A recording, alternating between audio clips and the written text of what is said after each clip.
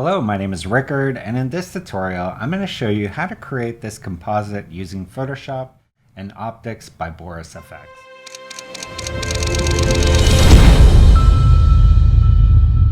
So this tutorial is sponsored by Boris FX. They are a software creator, and they created a suite of filters or effects that you can use in Photoshop. And it's called Optics, and they're now on version 2 called Optics 2022. And with that upgrade, they added a whole suite of new filters called the particle illusions. And these allow you to create different particle effects in Photoshop, such as glitter, starlight, little magic glows, all different types of stuff. And what we're going to do is we're going to explore how to use some of those in creating a composite. And I'm also going to show you kind of my workflow between Photoshop and Optics. Now, if you don't have Optics, you can get it, and I've included a discount code inside the description of this video, which you can use. That'll give you a 15% discount on the software, as well as an upgrade if you have the earlier version. So go ahead, download all that, and then we'll dive into Photoshop. Now, this image is a photo taken of my good friend, April Malina. She is a vocal coach and singer, and she actually has her own YouTube channel called Smart Singing. I've included a link to that here, so check that out. It's a great channel if you want to learn how to sing, or you have kids like me and you want them to learn how to sing. All right, so with all that, let's dive into Photoshop. All right, let's go to File, Open. And I'm going to go ahead and open this 8543 file. Let's go ahead and click Open, and it's going to open it in Camera Raw. All right, let's get started. Okay, and in here, I'm going to go ahead to these three dots and go to Reset to Default. This is going to show you what the photo was taken, when it was taken, what the photo looked like. And from here, first I just want to color balance it. And the easiest way to color balance is to look for something that should be neutral in your image. So for me, I'm going to use this white wall here. So this should be a neutral gray. If I select this next to the white balance and select this area here, it'll correct based on that. Now you'll notice that I made a shape like this, and what that's doing is it's averaging all the pixels in that space rather than using one dot. The problem with when using a single dot is here, as you can see, as I'm clicking it, my temperature and tint are changing, and that's because with most photos there is film grain. So, you're going to have that slight difference. So when I use this tool, I tend to, let's get out of that, just make a little square around the area that I want. So to me, that looks pretty good. I do think our highlights are a little blown out, so I might just pull down my highlights a bit, maybe increase the exposure a tiny bit, increase the shadows, just so we get a little more detail out of there. And then I think we can push the temperature just a tiny bit back, maybe to 2600. And I think that looks pretty good. I might just add a little bit of vibrance to it. So I think that looks good. Now, because I have two other Camera Raw files I'm going to be using for this composite, I want to make sure I have these settings saved. So I'm going to go to here, and I'm going to go to Create Preset. So we'll do that, and we'll just call this Elsa and hit OK. Now there's already one there, so I'm just going to replace that. And then we'll hit Open. And that's going to open it in Photoshop. And the next thing we're going to do is pull in the two other elements that make up her. So let's go to Open. I'm going to open this first one here. From this, I'm just going to be using this part of the dress. So let's go to our presets here. I'm going to select Elsa. That's going to color correct it accordingly, and I'll hit Open. So that looks good.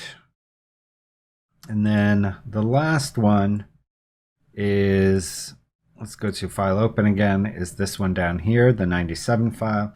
And from this, I'm going to be using the back arm, so it's a little more important that this match color-wise. So I'm going to put these side by side. Let's go to our presets here and click on Elsa. You can see that's corrected it, but it looks like this photo was taken with a slightly different color balance. So if we go back to our basic here, I think I just need to add a tiny bit more yellow, so it's looking more like this one here, and I think that looks pretty good right there. So let's hit open. And for this one, I'm going to pull it in, and I'm just going to use this arm. So we're going to have to do some compositing here. Let's go ahead and pull this in, and then I'm going to just drag this up until that blue box appears, and that's going to make it in my main canvas area here rather than free floating. I'm going to go ahead and take down the opacity here of my layer, just so I can see both layers at once. I'm going to zoom in, and I'm doing that holding Command and the space bar, and then dragging left and right. And I'm going to line up this strap of the dress with its counterpart in the below image. So something like this. And in terms of scale, that looks pretty good. Obviously she has her shoulder up here, so it's going to be in a different position. But scale wise, actually this might be a little bit small. You can kind of see if we go back and forth, we can also just turn this on. You can see the camera zoomed back just a little bit. So let's go to Command T for transform. And I'm going to take this anchor point, and if you don't see it, you can turn it on right here and just drag that to the spot that we lined up. So we made those 2 points match. So that's where I'm going to put it. And now when I hold down Option and just drag any anchor point, it's going to scale from that point. And I can kind of match up. So about there looks about the right scale in terms of her head size, her hand size, and so forth. So let's hit the check mark there. I'm going to go 100% opacity, and then I'm going to add a mask. And when I add the mask, I'm going to hold down Option so that it hides everything. And then we're going to go in here and just with a soft brush, I'm going to start painting in this other arm. Do that like so. I'm going to increase the flow to 100, make sure I don't leave anything not at full opacity.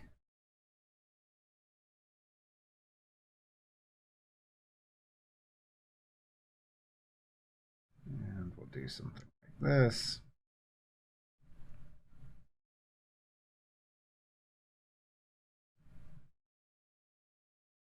And that looks pretty good. All right, and then from the other image, I'm going to take just this. Let's go ahead and see where that other image is. There it is. From here, I just want to take this flowing piece of fabric here, just kind of help put that in front of here. It's going to hide some of this, and also just make the whole image a little more dynamic. So I'm going to drop this in here. And for this, the first thing I want to do is just get rid of this little bit of hair that's in front here. For that, I'm just going to use the patch tool. And with the patch tool, I can make a selection like this. It can be pretty rough, and then just drag this to a spot that doesn't have the hair. So somewhere like this. I'm kind of trying to line up the edge of the fabric there. So something like this. And then Photoshop will do the rest. So that looks pretty good. Then I'm going to go onto my quick selection tool here and just start selecting this piece of fabric. And you can see there it's selected too much. So if I hold down Option, I can unselect. We'll just try to deselect there the bottom of that. Something like that. Let's refine just in this area here.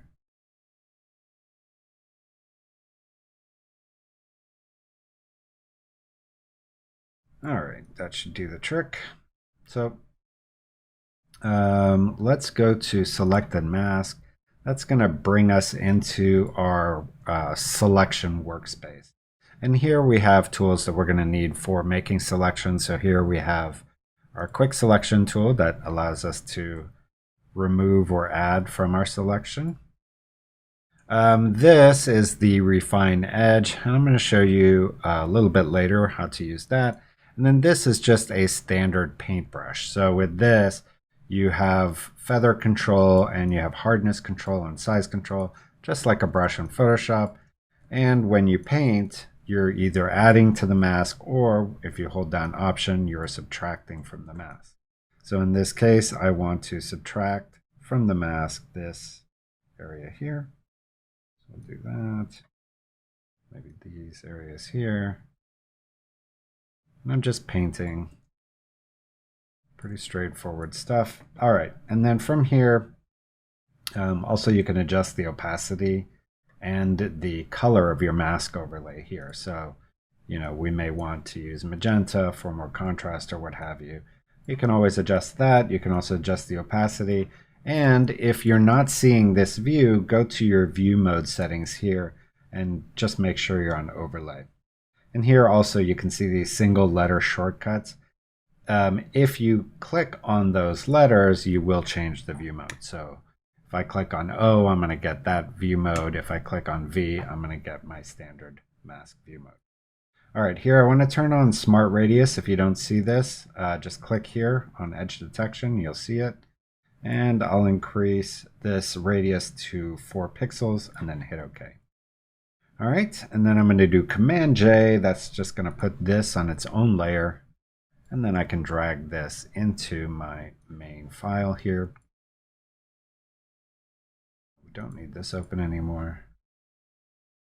And there it is. Okay, so we're going to drag it in here, just kind of place it there. So it's covering some of that bottom area. Also getting this kind of implied rest of the dress there, which I think is nice. And we just want the color to match a little better, so I'm going to do that with curves. I'm going to do Command M to bring up my curves, make this just a little bit darker. And also you can see there's a little more cyan in here than in here. So if we go to our red and pull down our cyan, just add a little more cyan in there. And there you go, that matches pretty nicely. Next thing I'm going to do here is I'm going to take all these 3 layers here, right mouse click and say convert to a smart object. And now all this will be treated as a single layer in my larger composite, and I can cut her out of the background. Now, one thing I will mention here about, and what's the nice thing about smart objects, let's just call this model, is, for example, if I want to clean up this little netting here from the wig that she's wearing, I can double click in here and I still have access to all my original layers, which is where I'd want to fix this up. But in my main composite, it's still just one layer. So in here, I'm going to make a copy of this before I make any changes to it. And I just want to get rid of this little line here. To do that, I'm going to go into my pen tool. Pen tool is just a nice way of making very kind of predictable curved selection. So if you know exactly what you want to select, you can use the pen tool like this, and then once you have a nice path, you can right mouse click and say make selection. I usually add a 0.5 pixel radius. That just kind of anti-aliases my selection a little bit more. So just like that. And then with this layer selected, I'm going to go to my healing brush tool. Just kind of select and then start painting. Now I don't want this on replace, I want it on normal. And then I'm going to start painting this area, and you can see Photoshop is kind of adjusting color and so forth so that it matches with the area that I'm painting into. And that's just going to clean up that wig line. All right, and then without the selection, and I drop the selection by using Command D, I can make my brush a little bit bigger and a little bit softer. And this is my clone brush. And then just kind of paint in like this from one of these other edges, kind of going in toward it. Just get the last of that kind of fake edge away from that edge there. So something like this. And it just looks a little more natural there. So that looks good. A dot there. So I'm happy with that. Let's go ahead and close this. So if I hit this, I can close. I'm going to save. And there you go. Now it's updated in my main file here. And I'm ready to cut her out of the background. So I'm going to go into any of my selection tools, and then you'll see the select subject. I'm going to click on that and then go straight to select mask. It's going to give me a good idea of how it did with the selection. Actually did a really nice job. Let's go ahead and make this black so we can see even better how that selection did. Okay. And then we'll go back to something like this. And here I'm going to use the refine edge. And this is great for like hair. If we just kind of sweep over this hair area, it's going to start adding some of those to our hair selection. Like that. And then with this one, I can make sure that none of the actual hair is transparent. So like that. You'll notice sometimes it has like mistakes like this. You can try to fix those here. You can also, after you're done, clean up your mask a little bit in Photoshop, which is kind of my preferred method. So there you go. That's pretty nice. We do have a little area here. I could just use my lasso for this. One thing that is kind of strange with the lasso tool is that it has no anti-aliasing or feathering. Hopefully that's something that they'll add in the future, but when you use it, you'll notice that it has a very jagged edge. But we're going to add some edge fixing, so we'll see how that affects it in a second.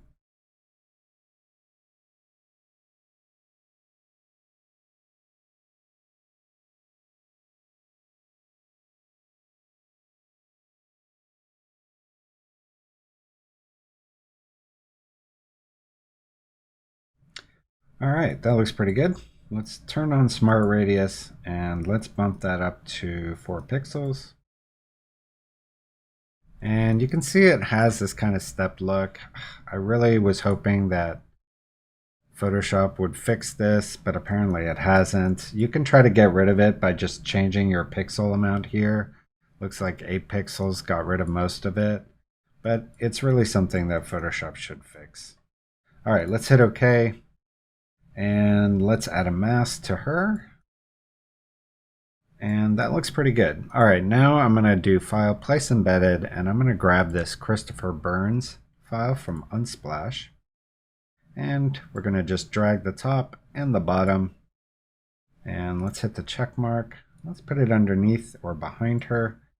And I just want to move it left and right so that we have kind of this mountain and this mountain, creating a nice frame around her. Okay, the next thing I want to do is I'm going to replace the sky with more of a night sky. So before I erase this, I'm going to go on to my eyedropper tool, which is just kind of select this color because I'm going to use that when I then create my night sky. All right, next I want to create a mask that gets rid of the sky in this image. I can go to Select and Sky, and here you can see that Photoshop will do a pretty good job of selecting that sky. If I hit Q, that's my quick mask. I can zoom in here. You can kind of see what it did there. It missed this. So I'm going to go to my quick selection tool and just minus this from the selection. Something like this, and then just delete. And do the same here. Delete, whoops, delete. Okay, so that's good. All right, and then because my selection is of the sky and not of the mountains, if I just click on the mask, it'll show the sky and hide the mountains. But if I hold down Option and click, it does the opposite, which is what I want. So there you go. Now I can add my layer underneath. We can call this sky. And because I selected the sky color earlier, I'm just going to do Option, Delete. That'll fill with that sky color. And I am noticing that there's a little bit of transparency in my background. If I hold down Option and click on this, you can see that this mask is not 100% white, and it should be. So with my mask selected here, I'm going to do Command M. Oops. Command M, that'll bring up my curve. I just want to make this whiter. So something like that. Hit OK. That should fix the problem. Okay. And then in the sky, I want it to go from this color to something darker. So I'm just going to select my gradient tool here. And you can see it's already on color to transparent. I'm going to make it linear and then just make my color here a little bit darker. Okay, next we're going to kind of adjust all the lighting here of the background. So I'm going to go above here and add a gradient. And with this gradient, I want it to go from black to white. So I'm going to hit D, and that's going to default my colors to black and white. And then I'm going to hit X so that white is my foreground, black is my background. Then if I go here and select my foreground to background gradient, I'm going to put that on radial and just start about here, which is where kind of my magic is going to be. Kind of follow her eye line to what she's looking at there. And then go like this. And then we'll put this on soft light. And I'm going to do Command M. I don't want the highlights to affect the image so much. So if I just come to here and drag this down to the 50% mark, my highlights will no longer be affecting the image. Just the darker parts will be affected with my soft light. All right, then we'll do one more gradient, and this one we'll call radial. And for this one, I'm going to do the same thing, but just in a much smaller space. So really to like kind of there, and then put this on soft light as well. Maybe take the opacity down on this a little. So something like this. And then finally, I want it even darker up here. So I'm going to go back on my linear gradient, back on foreground to transparent, and then just select this kind of darker color and start bringing in my gradient like this, and then maybe even a little bit darker. All right, so pretty happy with that.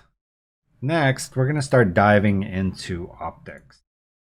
So with optics, you can work either on an individual layer, or you can work on the whole image. Now, to work on the whole image, you have to merge it together, which kind of defeats the purpose of having layers. So my workflow with optics is to create all the effects on a layer, but then use blending modes in Photoshop to integrate it into my composite. So let me show you how that actually plays out. So we'll call this optics PI effects. So that's for particle illusions. And for this, I'm going to do Shift Option Command E. That's going to put everything on this one layer. Then I'm going to go to Filter, Optics 2022. And I don't want to apply previous filters or masks, so I'm going to say no. And here is my image. So I'm going to go to Particle Illusion. This is what we're going to be using. And here are the different types of particle illusions. And this is something that's new to Optics 2022. It did not exist in the previous version. And this just gives you a whole array of effects that you can use in your image to create nice particle effects. And in this case, I want to create kind of like the Elsa from Frozen snow effect. So let's click on this PI complete. That has all of the filters in it, meaning all the ones from this are contained in here. The nice thing about this is I can actually search these presets here. So I'm going to click here and I'm going to type in snow. Let's look at the snow presets. And if I click on any of these, you can see that updating in here. And I'm looking for one that just has a few kind of snow effects. So let's see. I think this one probably. I think this one is going to be this one or this one. Let's see. Actually, this one. This one, Snowflakes 01A, I think is a nice effect. But really what I want is just the snowflakes. I don't want these super blurry ones.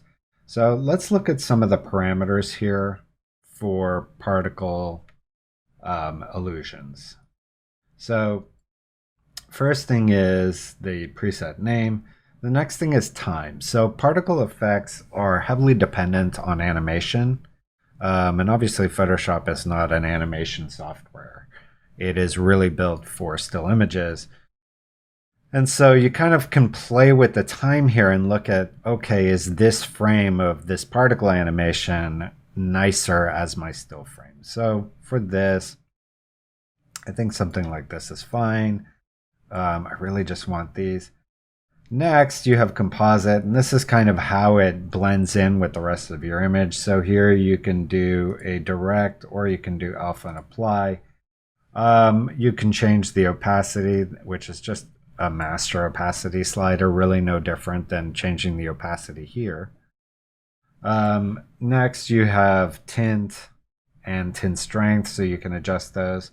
And depending on which other, so if I use this alpha and apply, I have other effect that I can change, but I'm just going to use it on the direct classic mode. Next, you have world transform. This is where you can scale the entire effect or kind of skew it. And after making any changes, if you want to reset, click on this little box here and that'll reset it. And you can also rotate. So that's what those do. And then finally, you have some particle properties. Now, you can dive deep into all these, but they are somewhat self-explanatory. So frames to preload is how much animation you're loading before this time effect takes place. Life is how long each particle lasts for. So if I reduce this, you can see I'm reducing my blurry ones because their life doesn't last as long. And for my purposes, I actually want to do that. So I want it to be about there. You can also increase or decrease the number, but I'm going to leave that as it is. You can also increase or decrease the size. I think the size is pretty good where it is. And you can increase, decrease the velocity. This is how fast the particles spread out. And you can also change the spin, which is the individual particle rotation, the zoom, meaning how close or far they are from the camera, and then random seed, which just randomizes the entire particle effect. And that's really useful if you're using the same particle effect more than once.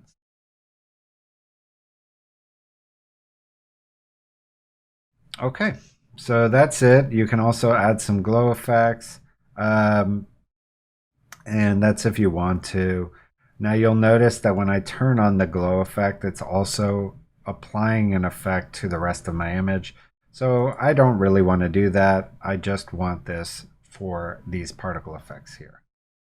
Okay, so that's it for this layer. Next, I'm going to add another layer, and that I do with this little icon here.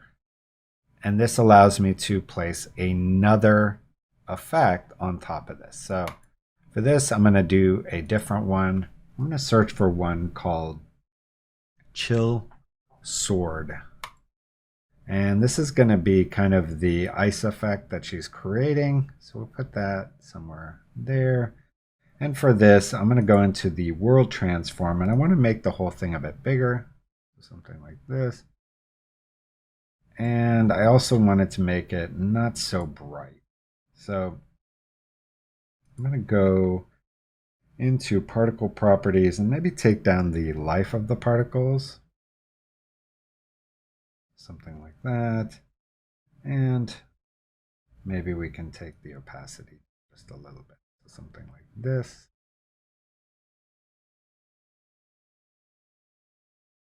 And let's also go to our seed and just play around with that. If we can get something a little nicer. Kind of like that one. And we can also play with the life and see what that does for us. So if I go a little bit back on the life, I get a slightly nicer effect. I think something like that looks pretty nice. Okay, next I want to create the particles coming up from our hand. Actually, I'm going to make this just a tiny bit bigger too. We'll do this like so. Okay, so let's go ahead and add one more. And I'm going to go back to this one. And for this, I'm going to search for fairy. And one of these is a nice effect kind of coming out of her hand. This one, TH Fairy 01. So I'm going to select that. I'm going to move this up here. And I want to rotate this so it looks like magic coming out of her hand. So I'm going to go to the World Transform and select the rotate. Like that. I guess I'll rotate it 180. And then we're going to drag this down to here. So it's kind of coming out of her hand like that. And then just going to play around with the time. I don't like those little flary things coming from under her hands. But we can also just erase those in Photoshop. So let's see, something like this looks pretty nice. Okay, so now I have all these effects, but I don't want to render them onto my image. I want to be able to have them independent of the rest of the image in Photoshop. So the way I'm going to do that is I'm going to add one more layer. I'm going to call this layer black. And I'm just going to go to my filters here, go to color and select this one. And then in my presets here, I'm just going to select black. And then in my layer stack here, I'm going to drag this all the way to the bottom so it just sits on top of the original. And then if I go back to my top layer here, now you'll notice when I click on it, it views it, but this is still the active one. I have to click on this to make it the active layer that I'm making changes to. So there you can see that's what it'll look like when I pull it into Photoshop. I think this feels a little off center, so I might go back to this one and just kind of play with this seed a little bit more, get something that's a little more centered. So maybe something like that. Go back on this one.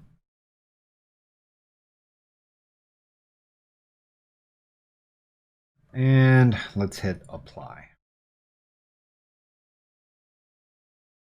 So now I have this optics PI effects. I can put this on screen, and now I have it as its own layer here in Photoshop. I can move it around, I can change the location, I can add a mask, I can do whatever I want to. And in this case, I do want to add a mask, so let's go ahead, turn it off for now, and I just want a mask of my kind of the front of the hand. So let's go to our pen tool for this, and I'm just going to make a selection around the hand.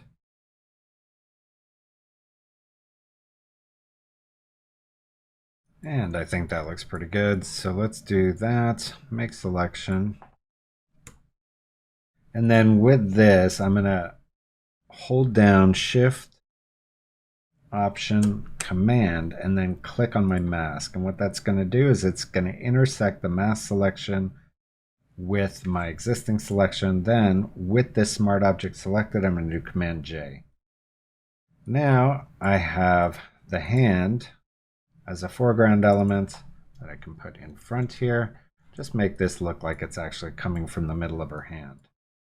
So something like that. I can also add a mask to this and just kind of paint in with a soft brush here, the bottom, so it looks a little more realistic. So something like that looks pretty nice. The next thing I want to do is add some optics effects to our background sky. So let's go ahead and turn off, actually I'm going to put all these layers that make up our model and the magic in a folder called Elsa, and we're going to temporarily turn that off. And then here I'm going to make a new merge layer, so Shift Option Command E, and we'll call this background. And here I want to show you some other effects and optics. So let's go to optics. And when it prompts us, we're going to say no, because we're going to add some new effects. So first one is I'm going to go to the render tab here, and I'm going to click on night sky. And right away you're going to see what that does. It just adds this cool night sky. Now I want this to only affect the sky, and I don't want it to affect the mountains. So to do that, I'm going to add a mask. I'm going to click on this icon and go down to Easy Mask. So Easy Mask, you can see your tools here. It's a little complicated, but the basics of it is with this one here, you're going to paint what you want showing. And then with this one here, you're going to paint what you don't want showing. And once you've done that, you'll notice this gear icon becomes white, meaning it's no longer grayed out. You can click on that, and then it's going to process what it thinks the mask should be. If you click on this icon here, you're going to see what it did. And it actually did a pretty good job. You may want less of the mountains, so you can even just paint here, kind of paint even closer to what you don't want included. We'll just paint all these areas out, something like this, and then we'll just run it again. You can see it's corrected that. And then if you want more of this included, you can go back on this brush, kind of paint into those cracks, run it again, and that looks pretty good. So now the only way to kind of turn off these lines, which is kind of annoying, is to go off your mask. But there you can see we've added the night sky. It looks pretty darn good. Next, I'm going to add another mask. And for here, I want to use Aurora, the Aurora lights in there. So I'm going to go to light in here. And here we have Aurora. Let's select that. And we're just going to move this around a bit.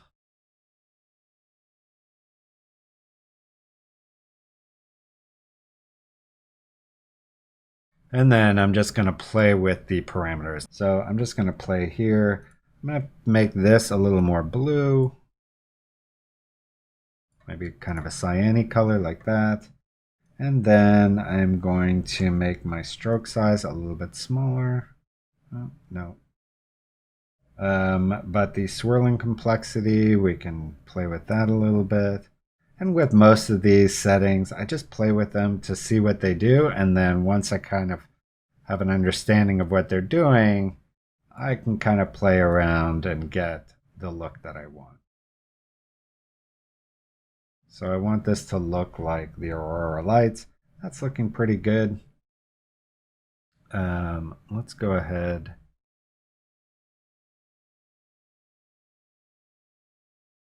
Turn those off for now.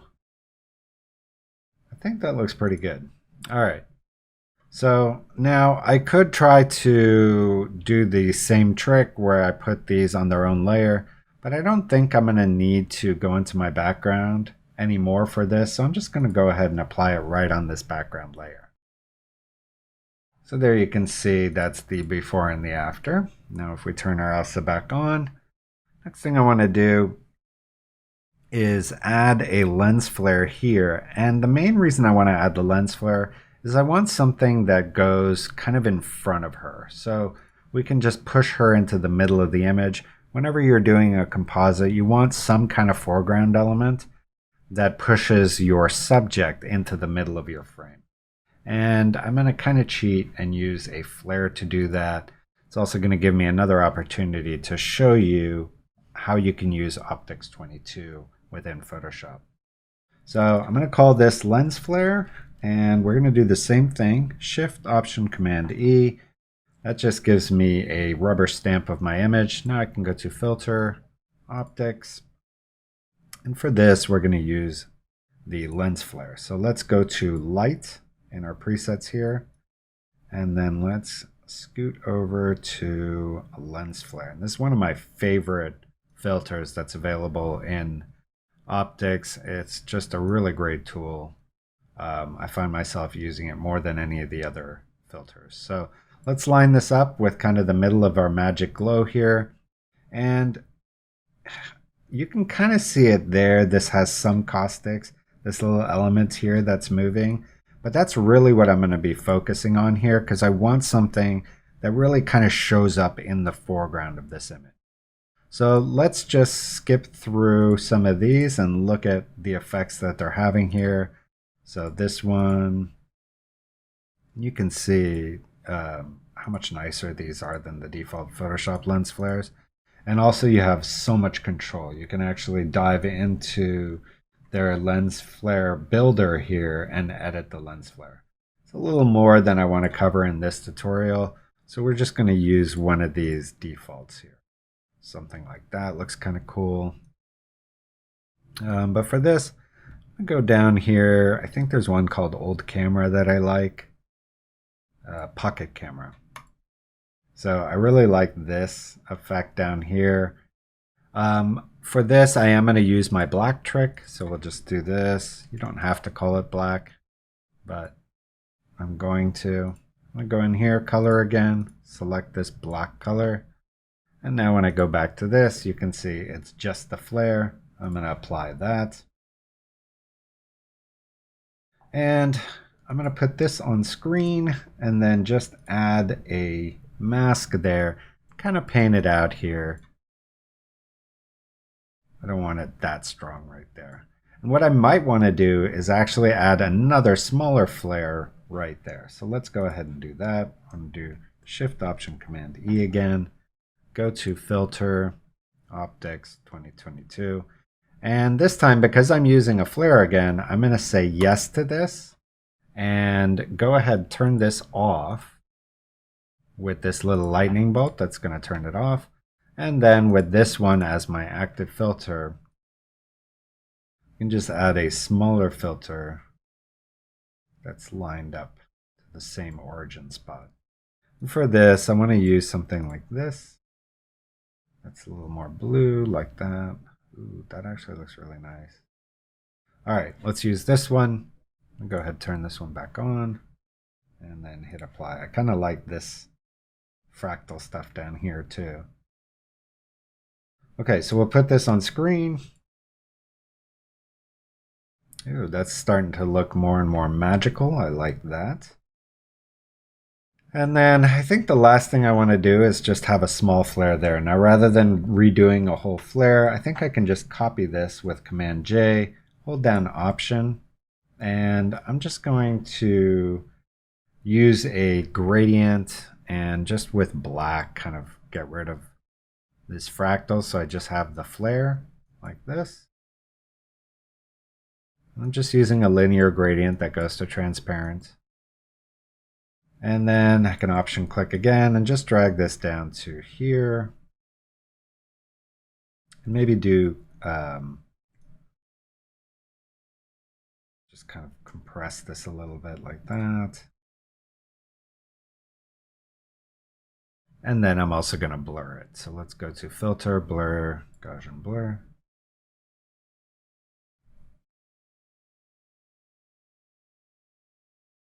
Yeah, that looks good. Maybe take it down a little bit. Okay, so I'm pretty happy with that. The one other thing I want to do is just make everything a little bit darker behind here, so this magic stuff shows up a bit better. And I think to do that, I'm just going to take this radial gradient and drag it, holding down Option so it's making a copy on top of this background. And I'm going to do Command M and just bring down this to the center line there so that the light part is not being affected. It's just making stuff darker. So something like that, we take it down a little bit. I think that looks nice. And maybe we can also just make, yeah, I think that looks good. All right, then the last thing I want to do is a camera raw just to pull everything together. So I'm going to go to the very top here, make a new layer, do my Shift Option Command E again, but this time I'm going to make it a smart object. So I'm just going to right mouse click, convert to smart object. The reason I do that is the filter that I then apply to it is going to be a smart filter. So if we want to make any changes to our actual composite, we can always go back and just reuse this filter. So in here, I want to make the temperature a little bluer. I want to decrease the exposure a tiny bit, increase the contrast, take down the highlights, take down the shadows just a bit. I'm also going to go to dehaze, and this is another way to just add a little more contrast. I'm going to bring up the vibrance, and then go to effects, and I want to add some grain. And I like adding grain because it makes it feel all like one image. Something like this. And then I'm also going to add some vignetting. Something like that. And then under color grading, I want to add some blue to the shadows and a little bit of gold to the highlights, something like this. And then I'm going to kind of push the highlights to be less and the shadows more. So something like this. Let's hit OK. So there you have it. That's how you recreate that composite in Photoshop. And also, I wanted to show you my workflow between Photoshop and Optics. So how I can get some of those cool effects from Optics into Photoshop without losing my Photoshop layer stack and the functionality that that gives me in editing images. If you enjoyed this tutorial, please leave a like, leave a comment, share this video, subscribe to my channel, do all that good stuff that you do for the content creators that you enjoy. Here are some other tutorials to check out. One of them is a full review of the original Optics, so you can kind of see all the filters and how to use them. All that really doesn't change with the new Optics 22. They've added features, but they haven't taken anything away, so everything in that video still applies, and I'll see you next time.